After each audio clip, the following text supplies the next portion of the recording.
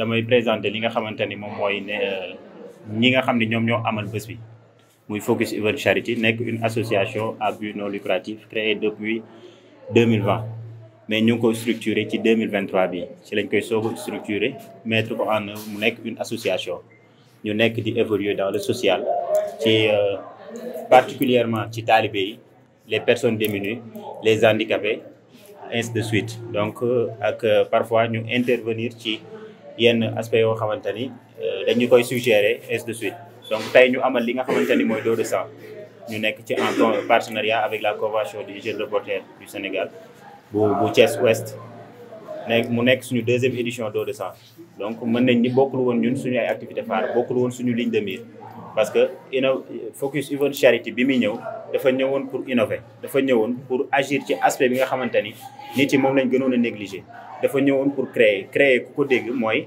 teg lu musul am nga amal ko loolu moo taxoon ñun bi ñu ñëwee ñu orienté wu focaliser wu ci talibé yi taxawal un pilo vert pour un talibé je pense que bu dee activité bu nit ñi mës a dégg tamit façon ñun bi ko Focus Event Charity defee musul am bi ñu jógee foofu ñu taxawal un kit alimentaire pour une personne démunie ñuy wër ci mbeddu Thiès yi à l'approche du mois de Ramadan xam nañ ni koor ak ni mu méttee parfois situation réew mi ñëpp xam nañ ni mu demee handicapé yi taxaw ci mbedd bi di yalwaan du li leen gënal mais peut-être amuñu choix moo tax ñu nekk foofu noonu donc ñuy def ay saaku ceeb ak ay bouteilles d'huile bu koor gi desee 10 jours ou 5 jours ñu jox leen ko pour au moins dina leen mën a accompagner pour quinzaine de jours mois de Ramadan bi. don de sang bi xam naa ni dama doon wax li nga xamante ni moom mooy suñu ligne de mire mais li ñuy wax parfois réalité dafay ëpp doole principe dañu gis que ni réalité bi actuellement à Thiès ou partout au Sénégal dafa am pénurie de sang dans les banques yi dañu manqué deret tout le temps yaa ngi gis ci réseaux sociaux yi ñu ngi def ay posts naan urgent am na fële pour ku mën a dem may ji deret ainsi de suite donc ñun Focus Event Charity puisque bi ñu gisee loolu ñu ni à chaque fois ñun dañuy adapté wu ci réalité bi bien vrai que am nañ suñu cahier de charge bien vrai que am nañ suñu cible yoo nga xamante ni moom lañ am mais bu réalité taxawee tamit dañuy adapté wu ci réalité bi loolu moo tax bi ñu gisee que ni banques yi manqué nañ sang surtout banque hôpital régional bu Thiès hôpital régional El Hadj Ahmed Sakhir Ndiéguène ñu gis ni ñoom manqué nañ don de sang automatiquement ñun waa Focus Event Charity ñu ni dañuy jug agir en partenariat avec banque hôpital El Hadj Ahmed Sakhir Ndiéguène aussi avec l'appui du district sanitaire secondaire bu El Hadj Mounirou Ndiéguène bi nga xamante ni fii lañ nekk ci en partenariat avec la convention des jeunes reporters du Sénégal donc c'était juste pour contribuer li nga xamante ni nekk na en besoin nit ñi soxla nañ ko ci dëkk bi ñu ni ñun dañuy jug bay ci suñu waar donte mënuñoo fexe ba remplir seen banque bi ba mu fees dell mais au moins dinañ leen mën a satisfaire ci quelque chose. Je suis un homme de devoir ak ñi ma àndal ñun ay homme de devoir lañ fépp fu nga xamante ni social woote na fépp fu nga xamante ni jaamu yàlla am na fa ñun dañuy agir bu fekkee nit def na ca la mu war a def ñun xamuñu bu fekkee nit defu ca la mu war a def ñun xamuñu ñun tout le temps suñu philosophie mooy rek def te yàlla tax ñun nañ nekk ci li ñu war a nekk. keneen ku def baax na muy nekk un plus keneen ku deful it peut-être bu ñu gisee ñuy def bés dina jot mu copier wu ci li ñuy def mu daal di def. bu njëkk lépp mag moo ko daan def mais tey jii lu bari jeunes yi ñoo taxaw di ko def ñoo ci jël seen ay responsabilités lu ci mel ni politique bu njëkk boo xoolee mag ñi rek ñoo daan politique lu ci ëpp majeure partie bi mag yi ñoo daan politique.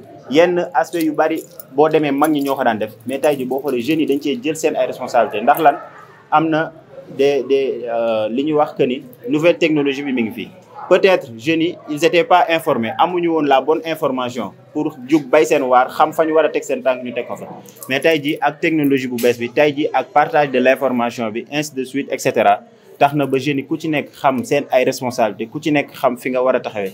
te tamit dañuy wax ni yàlla suñu borom dafa wax ni dénk ma sa ndaw ma teel sa mag peut-être jeunes yi dañu recevoir message boobu noonu depuis biñ ci jotee ñoom ñëpp dañoo pare pour jël seen ndaw jël seen jeunesse. dénk ko yàlla suñu borom pour bu ëllëgee mën ñoo teel suñu mag. presque dépassé nañ les 60 je sais pas xamaguñu peut-être à la fin de la journée ci lañ mën a xam exactement nombre bi nga xamante ne collecté nañ ko ci poche de sang. daanaka majeure partie bi ñi fi ñëw ñëpp ay ndaw lañ. te don de sang moom buñ ko waxee franchement ndaw moo gën a apte pour maye deret loolu peut-être docteur dina ci ñëwaat. pour yeneen jeunes yi mooy li ma wax rek ndaw da ngay nekk ci li nga war a nekk ñaxtu baax na loolu xëccoo baax na loolu xëccu tamit baax na loolu.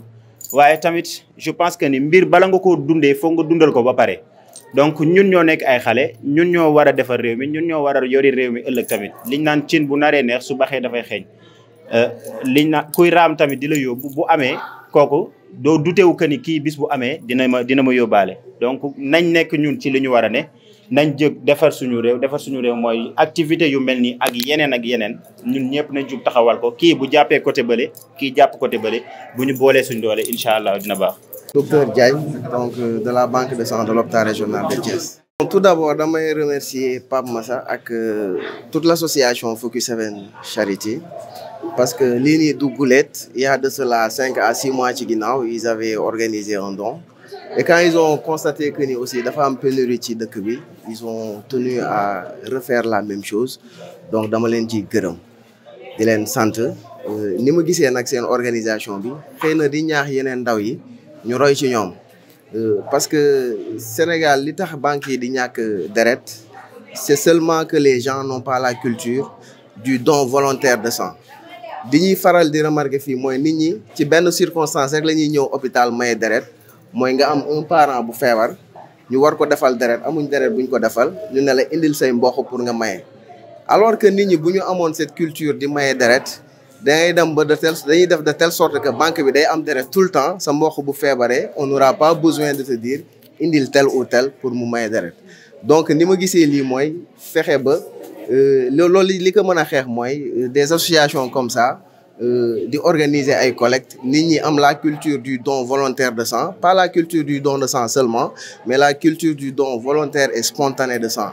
Nga mën a jóg sa kër dara xewul kenn feebarul nga dem ci hôpital bi ne damay maye deret chaque 3 mois bu dee góor nga dem maye deret chaque 4 mois bu dee jigéen nga dem maye deret.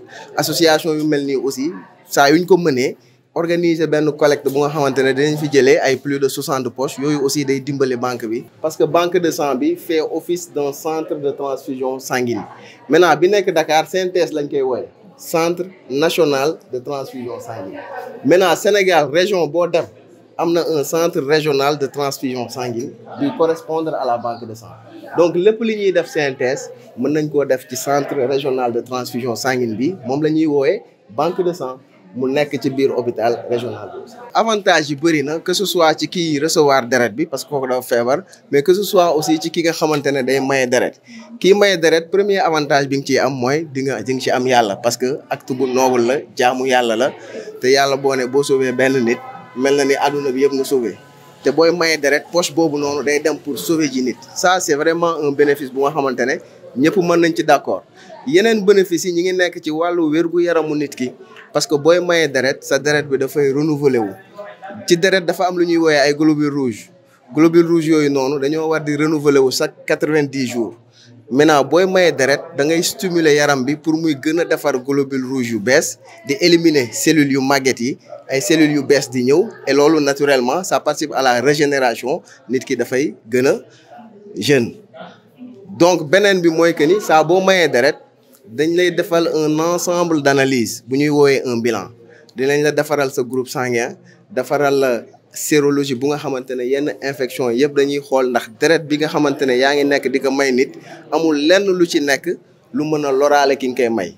Maintenant d'une pierre on fait 2 coups vérifier loolu mais xoolaale sa wér-gu-yaram yemul foofu saa bu ñu gisee loo xamante ne maar day taal ci sa wér-gu-yaram ëllëg si biir mën na la indil loraange dañ lay woo moo tax ci enregistrement bi on prend toujours les numéros de téléphone jël la en charge faj la te li may faral di wax mooy feebar moom bu nekkee ci yow mi ngi ci yow que nga xam ko que nga bañ kaa xam mi ngi ci yow nga xam ko faj ko moo gën nga toog ba mu lay indil jafe-jafe yoo xamante ne mënoon na ñaar.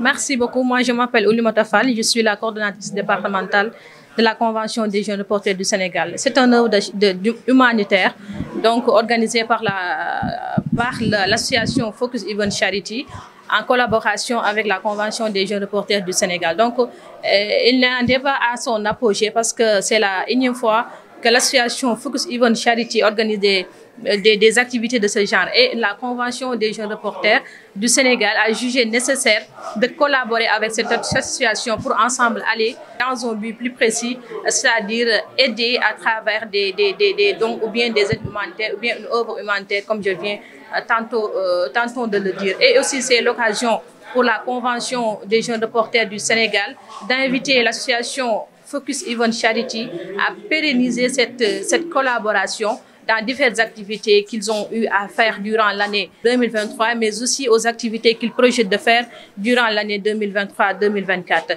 Donc, revenant un peu sur la quintessence de cette journée, c'est une activité noble, c'est une activité d'entraide au profit des nécessiteux, c'est-à-dire les malades. Tantôt, Madame posait la question à savoir est-ce qu'il n'est pas temps que Thiès dispose d'un centre national de transfusion sanguine. Moi, je dis que l'essentiel, c'est de faire l'acte. L'essentiel, c'est l'acte qui est sollicité. De toutes les façons, les poches de sang reviennent aux nécessiteux, reviennent aux malades. Donc, il est appelé à tout un chacun de donner son sang pour sauver des vies, mais aussi pour sauver tous les malades qui en ont vraiment besoin. Donc, l'autre aspect, le docteur l'a dit, on donne son sang pour sauver des vies, mais aussi on donne son sang pour sa santé, pour la santé du donneur, mais aussi pour la santé du malade. Donc, c'est vraiment un honneur, en tout cas pour la Convention des jeunes reporters, d'assister pour la première fois à cette activité. Et c'est l'occasion aussi d'inviter mes jeunes confrères et consoeurs de la région de Thiès, en tout cas de la zone centre, c'est-à-dire le département de Mbour et de Tivaouane, à venir adhérer à cette association nationale.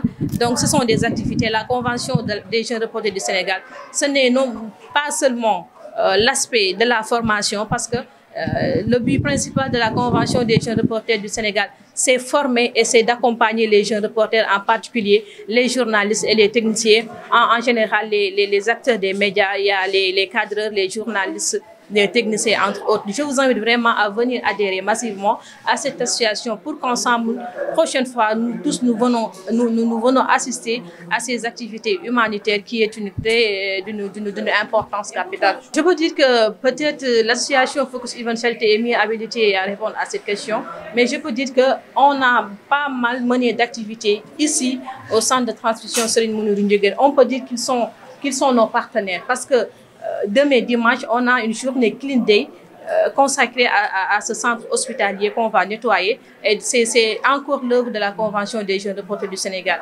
Et je rappelle aussi que cette activité est à la demande de l'hôpital régional Amadou Sakhir Ndiéguène de Thiès, qui est en manque, en tout cas la banque de sang est en pénurie. Donc il a sollicité l'association Focus Event Charity. Donc le centre de santé El Hadji Mounirou Ndiéguène donc est toujours disponible et toujours plutôt à la disposition de cette association. On est des partenaires, on est des collaborateurs. Donc c'est pourquoi on a choisi ce lieu pour abriter cette activité. Le rôle essentiel que va jouer la Convention des jeunes reporters du Sénégal, c'est d'abord sensibiliser les confrères et consoeurs pour prochaine fois qu'il y ait ces genres d'activités, qu'ils viennent massivement, non pas pour couvrir l'activité, mais pour mettre en avant cet acte humanitaire qui est donné d'abord son sang et ensuite couvrir. Il faut sensibiliser les journalistes à ce qu'ils sachent que l'essentiel, c'est de donner son sang. La couverture, c'est certes une importance capitale parce que ça nous permet de médiatiser nos différentes activités, mais c'est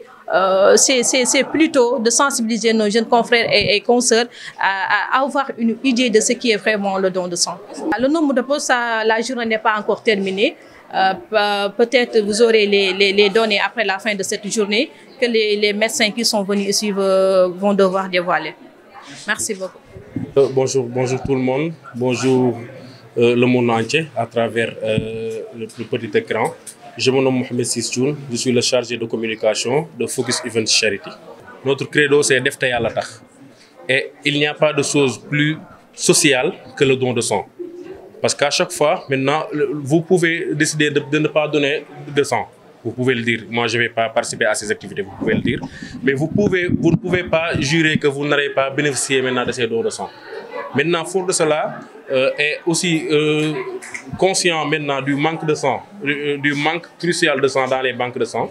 On s'est dit, en collaboration avec l'hôpital régional de Thiès et la Convention des jeunes reporters, on s'est dit, pourquoi ne pas organiser une journée? Parce que la demande venait de partout. À chaque fois, à travers les réseaux sociaux, ou bien à travers des appels qu'on recevait, on nous demandait tout le temps, maintenant, est-ce que vous n'avez pas de donneurs disponibles, donneurs au plus, donneurs au moins. On s'est dit, maintenant, vu que la banque est quasi vide, pourquoi ne pas organiser une activité qui va, si on ne parvient même pas à remplir la banque à 100%, maintenant qu'on puisse avoir au moins plus de 80 poches. Maintenant, c'est fort de cela qu'on a organisé cette activité, parce que connaissant Focus Event Charity, il y a des activités phares. Mais ce n'était même pas sur notre feuille de route, mais comme le président l'a dit tout à l'heure, notre slogan c'est Defta Yalla Tax, et à chaque fois que le social nous appelle, nous répondons toujours présents. Il y a une équipe qui est chargée de voir si vous êtes apte ou inapte à donner votre sang. Maintenant, s'ils jugent apte que vous pouvez donner votre sang, maintenant, il n'y aura pas de risque. Maintenant, s'ils voient que vous êtes inapte, maintenant, ils ne vont même pas prendre le risque de vous demander de donner de votre sang. Donc, il n'y a pas d'inquiétude à avoir. Il y a des équipes sur place, il y a des équipes qualifiées. Maintenant, ils vont veiller sur votre santé pour voir votre aptitude ou pas. La jeunesse s'est réveillée et la jeunesse a pris les choses en main. Maintenant, aussi, il y a une bonne communication à travers les associations. Moi, je suis de Focus Event Charity. Par exemple, cette question nous avait été posée lorsqu'on organisait, il y a peut-être 6 mois, notre première activité de don de sang. Il y avait des jeunes qui nous disaient « moi j'ai peur ». Nous avons peur de donner notre sang. Et aussi, il y avait seulement les vieux qui acceptaient de donner leur sang sans pour autant discuter. Maintenant, nous avons mené une campagne de communication là-dedans à travers, par exemple, des canaux comme Central FM, qui sont nos partenaires, à travers des émissions que nous avons eu à organiser là-bas. Maintenant, pour sensibiliser les jeunes et leur dire qu'il n'y a pas de crainte à avoir. Et que lorsque vous donnez votre poste de sang, peut-être même c'est vous qui allez bénéficier de ces postes-là. Et aussi, il faut savoir qu'une poste de sang donnée peut sauver jusqu'à 3 vies. Donc, maintenant, fort de cela, et aussi le slogan Defta Yalla Tax, maintenant les jeunes se sont dit, maintenant, il faut qu'on s'y mette. Il ne faut pas qu'on laisse à ce groupe de jeunes-là les Hassanat, les Tuyaba à avoir. Maintenant, il faut qu'on s'y mette, il faut qu'on donne de notre sang, il faut qu'on participe à ces activités. Je crois que ce sont des choses maintenant qui ont réveillé cette jeunesse pour se dire, non, maintenant, il faut qu'on participe à ces activités-là. Les représentants de l'hôpital régional, lorsqu'ils viennent, ils nous disent notre objectif c'est 50 poches. Et c'est dépassé depuis. C'est dépassé de 8, nous disons Alhamdulillah. Et nous remercions aussi nos partenaires. Il y a aussi une délégation de la mairie de ville qui est passée. Nous les remercions de passage. Nous remercions aussi les médias. Nous remercions la Centrale FM qui est notre partenaire. Nous remercions aussi la Convention des jeunes reporters maintenant pour leur présence. Et pour profiter de l'occasion pour vous dire que nous avons notre activité phare qui arrive au mois de décembre. Ce sera du 20 jusqu'au 23 décembre, un pullover pour un talibé. Maintenant, c'est ce qui a même conduit à la création de cette structure, Focus Event Charity. Maintenant, on va faire des collectes d'habits, des collectes de chaussures pour les enfants, des collectes de pullover, parce que c'est le mois de froid et autres. Maintenant, c'est pour cela qu'on fait ce collecte pour pouvoir aider ces enfants-là qui sont dans la rue pour ne pas mourir de froid et autres.